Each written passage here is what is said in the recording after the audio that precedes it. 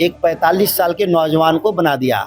इससे तो भाजपा खत्म हो जाना चाहिए। हर पार्टी समय पर निर्णय लेती है कि आगे उसका पार्टी चलाने के लिए अपराध को छुपाने का प्रयास किया जा रहा है। राष्ट्रीय जनता दल के लिए बहुत ही बड़ा और ऐतिहासिक फैसला ले लिया गया है। नमस्कार, मैं फलक सिंह और आप सभी का स्वागत हो चुका है हमारे चैनल सच टॉक पर। आरजेडी से सांसद सुधाकर सिंह हमारे साथ उपस्थित है, राष्ट्रीय कार्यकारी अध्यक्ष तेजस्वी यादव।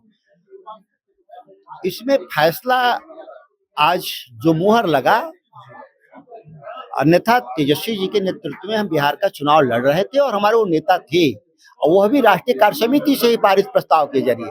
लालू प्रसाद जी की अस्वस्थता के कारण कार्यकारी के तौर पर तेजस्वी जी आज कमान संभाले हैं, और इनके नेतृत्व में जो बिहार में हम काम कर रहे थे वो राष्ट्रीय स्तर पे भी इस काम को करने का काम कर रहे हैं। सुधाकर जी, सोच या नई रणनीति में अब नया आरजेडी देखने को मिलेगा? हमारी आइडियोलॉजी भी पुरानी, हमारे अप्रोच भी पुराने, नेता मेरा नया, इतना ही फर्क आया है। हमारी जो रणनीति, हमारी पार्टी के नियम सिद्धांत सब पुराने हैं, उसमें कोई बदलाव नहीं किया गया। तेजस्वी जी के नेतृत्व में पार्टी आगे बढ़ेगी, यह प्रस्ताव पास हुआ। बीजेपी लगातार कहते हुए आ रही है कि अब आरजेडी खत्म की ओर है, समाप्ति की ओर है। ऐसे में क्या कुछ नई रणनीति करने जा रहे हैं तेजस्वी?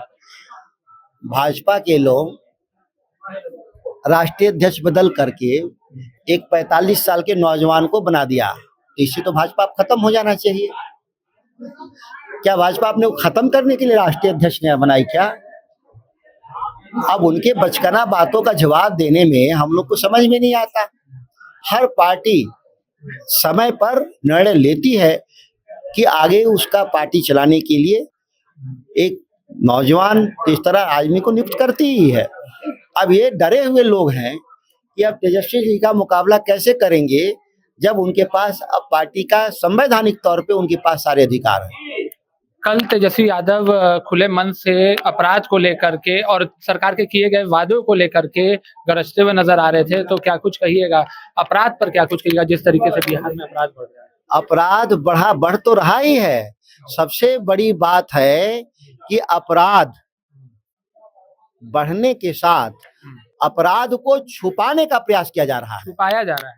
निश्चित तौर पे नीट की जो लड़की जो नीट में तैयारी कर रही थी, जो जिसकी गैंग रेप के साथ हत्या हुई, जिसको ये लोग बकायदा दुर्घटना बताने का काम कर रहे थे, तो अपने साक्ष्य भी छुपाने की सरकार। बीजेपी तो कहती है कि जंगल राज नहीं, अगर अपराध होगा तो अपराधी सलाखों के पीछे रहेंगे। कोई सलाखों के पीछे नहीं गया इतने दिन के बाद, घटना के बाद। वो तो बचा रहे थे अपराधियों को, ये तो कह रहे थे कि आत्महत्या की थी बच्ची, तो सबूत भी छिपा रहे थे एनडीए वाले लोग। अब वो किस मुंह से बयान दे रहे हैं? अब तो पुलिस कर रही है, जांच कर रहा है कि उसके साथ बलात्कार हुआ और हत्या हुआ, लेकिन अभी तक बलात्कारी और हत्यारे की पहचान नहीं कर पाए लोग। आखिरी सवाल रहेगा सुधाकर जी, आप लोगों के साथ में तेजस्वी यादव ने बैठक की थी, तो सदन के लिए इस बार क्या कुछ तैयारियां हैं आपकी? निश्चित तौर पे जो कमिटमेंट है एनडीए के द्वारा बिहार की जनता के से, उसको पूरा करने का हम लोग दबाव बनाएंगे। आपने जो कहा था कि हम जीविका दीदियों को जो 10,000 दिए हैं और 1,90,000 सेकंड इंस्टॉलमेंट उसको दिलवाने का काम करेंगे हम लड़के। किसानों को न्यूनतम समर्थन मूल्य दिलवाने की बात भाजपा ने किया था, उसका दबाव बनाएंगे कि न्यूनतम समर्थन मूल्य आप उसको दिखिए, कानूनी जमा पहनाइए। तो उन तमाम जो एनडीए की घोषणा पत्र है उस पर हम लोग दबाव बनाएंगे सत्ता पक्ष से कि आप उस पर जल्दी निर्णय लें। तो विपक्ष असर छोड़ पाएगा सदन में?